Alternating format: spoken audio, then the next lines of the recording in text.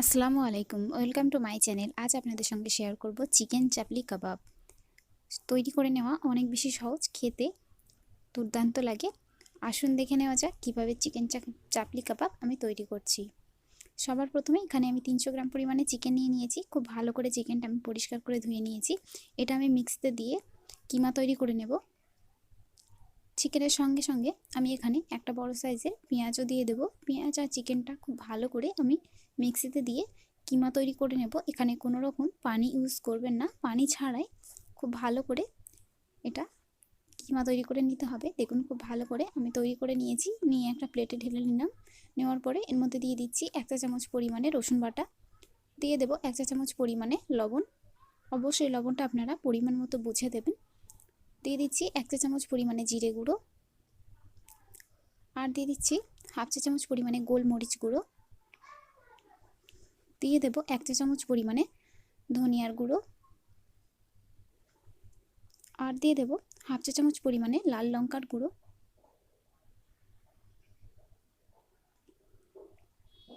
দিয়ে দিচ্ছি 1 চা চামচ পরিমাণে চিলি ফ্লেক্স, আর দিয়ে দেব 1 চা চামচ পরিমাণে বেসন। খুব ভালো করে এবার আমি সব উপকরণগুলো মেশাতে থাকবো। একটু সময় নিয়ে খুব ভালো করে চিকেনের কিমার সঙ্গে মশলাগুলো মিশিয়ে নিতে হবে।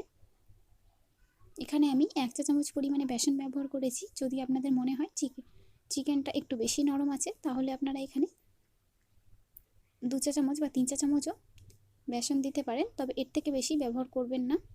দেখুন খুব ভালো করে আমি মেখে নিয়েছি।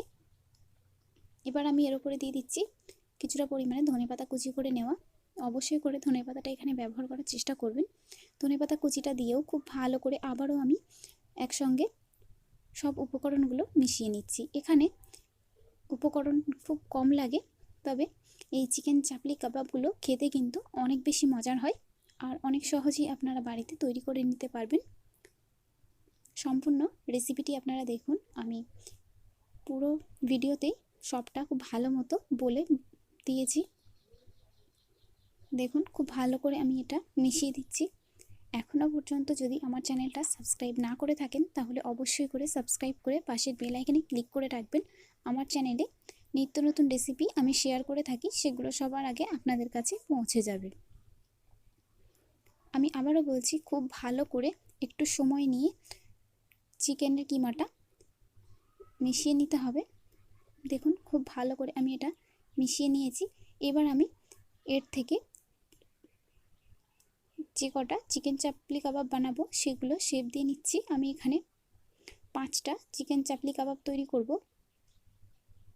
তার জন্য দেখতেই পাচ্ছেন আমি ঠিক এরকম বড় বড় সাইজের করে গোল বলের মতো প্রথমে করে নিচ্ছি।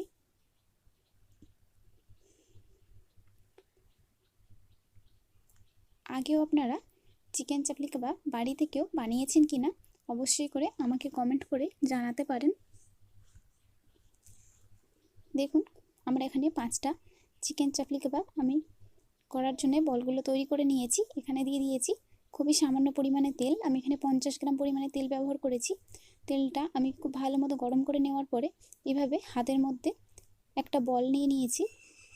নিয়ে আমি এটা কড়াইতে দিয়ে দিলাম। দিয়ে ঠিক এইভাবে হাতের সাহায্যে চাপ দিয়ে দিয়ে আমি একটা পাতলা শেপের গোল এভাবে করে দেব চাপলির মতো। দেখতেই পাচ্ছেন কতটা সহজ করে নেওয়া। তবে একটু খেয়াল রাখবেন যাতে করে তেলের ছাকাটা না লাগে। তবে যেভাবে করে আমি দেখিয়েছি এভাবে করে দেখবেন, কোনো রকম তেলের চাকা লাগে না, এটা হাতে লেগে যাবে না। ঠিক যেভাবে করে আমি দেখাচ্ছি দেখুন, এই যে হাতের মধ্যে সামান্য একটু তেল নেবেন, নেওয়ার পরে ঠিক এভাবে করে নিলে আর একটুও আপনাদের হাতে লেগে যাবে না। এই চাপলি কাবাবগুলো ছেড়ে দেওয়ার আগে ঠিক এভাবে করে নেবেন। অবশ্যই করে গ্যাসের ফ্লেম মিডিয়ামে রেখে খুব ভালো করে দুই পাশ লাল করে ভেজে নিতে হবে। দেখলেন তৈরি করে নেওয়া কত বেশি সহজ, গরম গরম খেতেও ভীষণই ভালো লাগে। একবার অবশ্যই তৈরি করে দেখবেন, তারপর আমাকে কমেন্ট করবেন রেসিপিটি আপনাদের কাছে কেমন লেগেছে। এখানে আমি যে যে উপকরণগুলো ব্যবহার করেছি সবগুলোই আমি ডিসক্রিপশান বক্সে লিখে দেব, সেখান থেকে অবশ্যই করে আপনারা দেখে নিতে পারেন। এই চিকেন চাপলি কাবাবগুলো বানিয়ে নেওয়ার জন্য তেলের পরিমাণও খুব বেশি লাগে না, অল্প তেলে আপনারা খুব সহজে এটা তৈরি করে নিতে পারবেন। একইভাবে আমি সবগুলো চিকেন চাপলি কাবাব তৈরি করে নিয়েছি। দেখতেই পাচ্ছেন যে এই চাপলি কাবাবগুলো দেখতে কতটা বেশি ভালো, খেতেও কিন্তু তার থেকেও বেশি টেস্টি হয়। রেসিপিটি ভালো লাগলে অবশ্যই একটি লাইক করে দেবেন। আমি একটা কাবাব আপনাদেরকে হাতে তুলে দেখাচ্ছি, দেখুন, দেখতেই পাচ্ছেন কত বেশি টেস্টি হয়েছে এটা। উপকরণও কিন্তু একদমই কম ব্যবহার করেছি আমি এখানে। আজকের মতন এই পর্যন্তই, আবারও চলে আসবো এরকমই নিত্য নতুন রেসিপি।